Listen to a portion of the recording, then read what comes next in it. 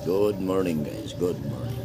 For today's video ay magtuturo tayo ng isang words na galing sa tribo ng Manobo. Ayan. So, our words for today is sa Bisaya, asa ka karon. Sa Manobo, andi kadman kuntoon. Wow! Ayan lang muna for today's video guys.